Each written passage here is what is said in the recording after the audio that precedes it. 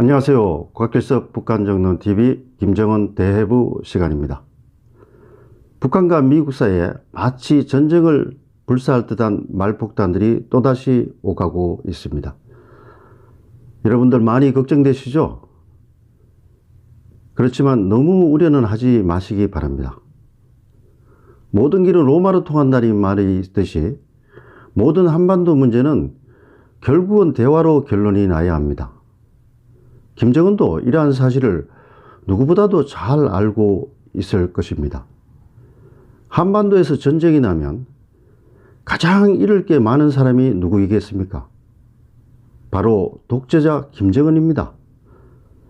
최근 북한이 전쟁도 마다하질 기세로 나오고 있어서 당연히 우리가 이에 대비를 해야겠지만은 언젠가 재개될 협상 테이블에서 더 높은 값을 부르기 위한 기싸움, 벼랑 끝 싸움일 가능성이 크다고 저는 판단하고 있습니다. 2015년 8월 DMZ 목함지뢰 사건과 2017년 트럼프와의 판가리 싸움 국면에서 김정은의 돌변한 행태를 잘 보지 않았습니까? 우리가 이런 사실을 유념하면서 제가 지난 시간에 강조한 전공법으로 대처해 나간다면 문제가 될 게 없습니다.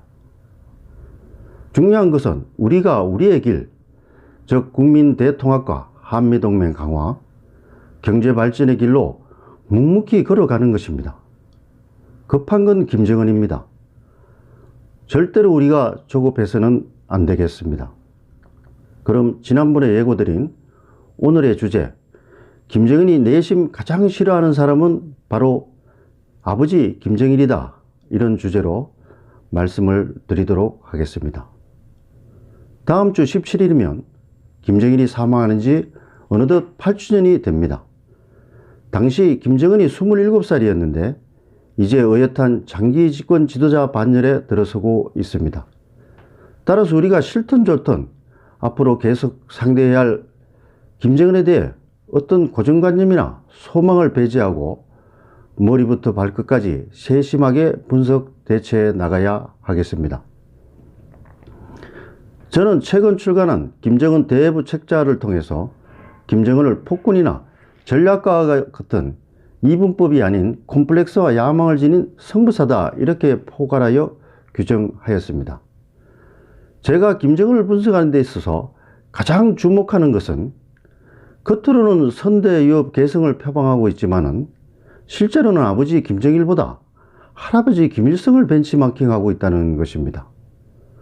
물론 김일성이 북한 주민들로부터 하늘처럼 추앙받는 지도자라는 점을 고려해야겠지만 그 정도가 상식을 뛰어넘는 수준입니다. 김정은이 입으로는 김정일 시대의 개성을 이야기하면서 김정일의 초사와 동상을 배경으로 활동을 하고 있지만 이것이 세습 정권으로서의 정당성 확보와 의존용일 뿐입니다. 실제로는 적폐청산이고 김정일 시대 지우기입니다.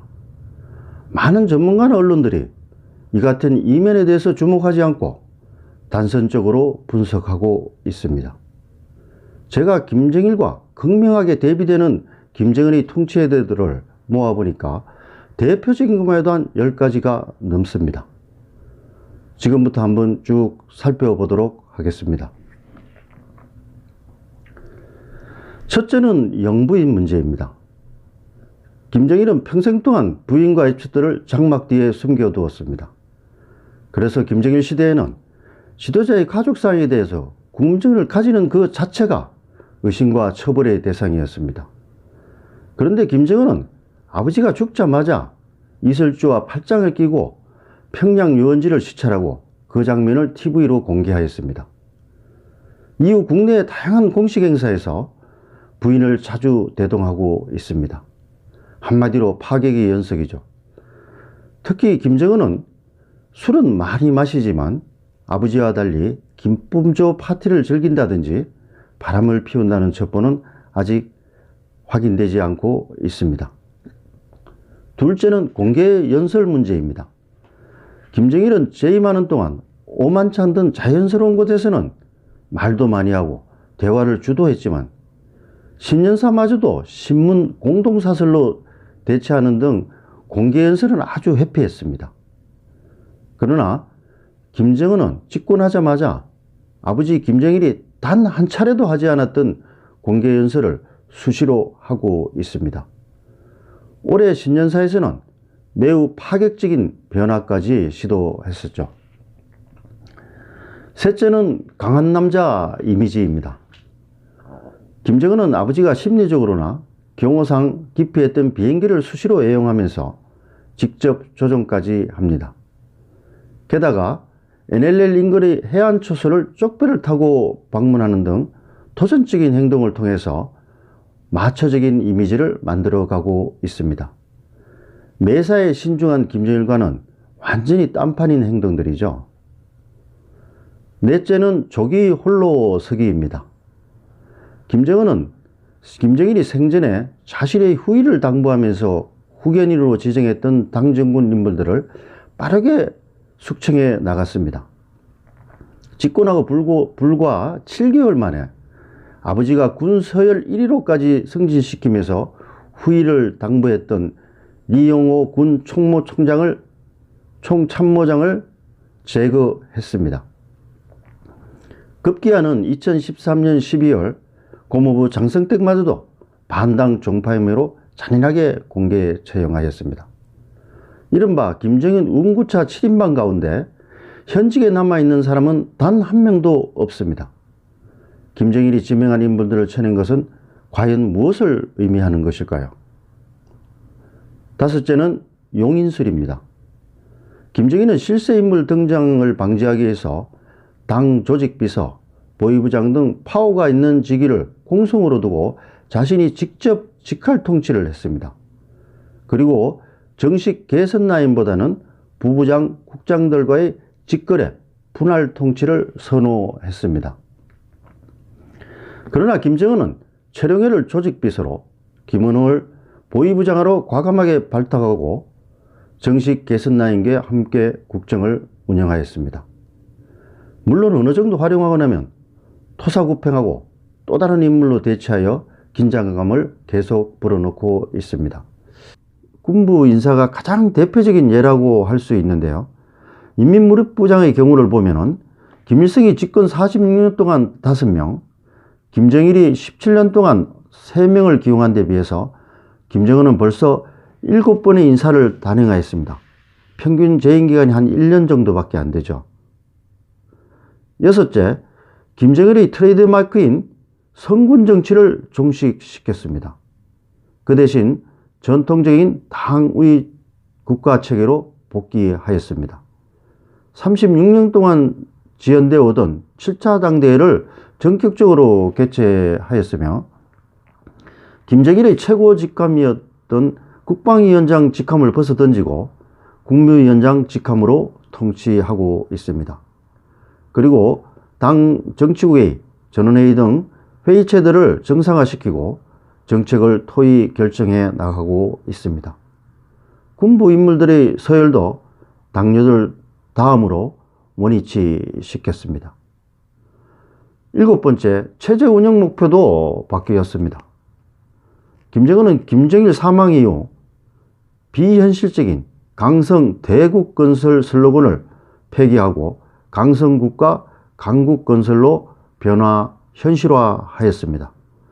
글자 한자 바꾼 것이지만은 김정은의 현실주의적 시각을 그대로 반영한 조치라고 할 수 있겠습니다. 8번째, 핵개발도 아버지와는 전혀 달랐습니다. 김정일은 경제 외교적 실리 획득을 위한 협상의 중요한 방편으로 활용했던 반면에 김정은은 확실한 체제 안전판을 확보하고 미국과의 판가리 싸움도 불사하는 공격적인 핵개발을 시도하고 있습니다. 핵개발에 성공한 이후에도 ICBM, 탄도미사일, 대기용 방사포 등 공격형 무기 개발에 총력을 기울이고 있습니다. 9번째, 현지지도 형태도 차이가 큽니다. 김정일의 현지지도는 철저한 각본에 의해서 보여주식으로 성공 모델 선전 형태로 진행되었던 반면에 김정은은 현장에서 관계자들을 호되게 질책하고 이를 신문방송에 공개하는 등 예측 불가능한 형태로 진행되고 있습니다. 10번째, 외화조달, 민심관리를 위해 주민들에게 자율권을 보다 확대해주고 있습니다. 가장 대표적인 것이 김정인 시대에 들어 장마당이 460여 개로 늘어났고 휴대폰 보급이 580만 대를 돌파한 것을 들 수 있습니다. 참고로 핸드폰은 원화가 아닌 외화로만 구입이 가능한데 대당 300에서 400불 정도 하니까 그 구입비와 요금을 한번 전체를 추산해 보면 북한이 대략 한 20억 불의 수입을 올렸다고 볼 수 있습니다. 이 금액은 지난해 한국은행이 추정한 북한의 대외 무역 규모 28억 4천 달러와 근접하는 돈입니다. 그래서 김정은은 휴대폰 장사를 통해서 돈도 벌고 민심도 없는 그야말로 꼭 먹고 알 먹는 식의 대표적인 그 정책이었다고 할 수 있습니다. 11번째, 대외 관계에서도 전통적인 친중 정책에서 탈피해서 미국과의 외교를 전방위적으로 전개하고 있습니다. 그리고 그 전면에 김정은이 서 있죠. 한마디로 김정일이 가보지 못한 새로운 길입니다. 12번째, 대남 관계에서도 김정일이 강조했던 통일보다는 평화를 보다 강조해 오고 있습니다. 선평화 후 통일, 즉 사실상의 투코리아 정책이라고 할 수 있죠. 물론 최근 북한이 대남 도발의 수위를 굉장히 높이고 있어서 어떤 대남 기조의 변화가 있는지 여부는 보다 정밀하게 체크할 필요가 있다고 생각됩니다. 마지막으로 한 발 더 나아가서 성역도 과감하게 허물고 있습니다. 김정은은 자신의 과오에 대해서도 솔직하게 인정하는 파격을 연출하고 있습니다. 수령의 모래성을 근간으로 하는 북한 사회에서는 상상할 수 없는 거침없는 행보라고 할 수 있죠. 교조적인 유일 사상 교육 체계에 조금 훼손이 나더라도 자신은 선대 인물들과 다르다.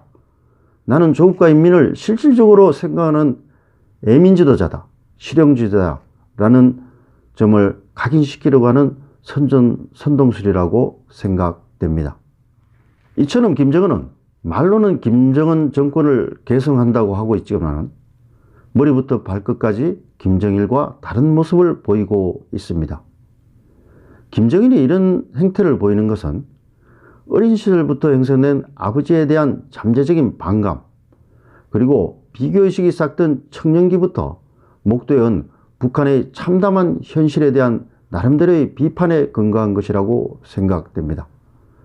다음 이 시간에는 이러한 탈김정일 행태의 배경, 즉 김정은의 서자 콤플렉스, 오이디푸스 콤플렉스 등 다양한 심리 구조를 분석해 보도록 하겠습니다.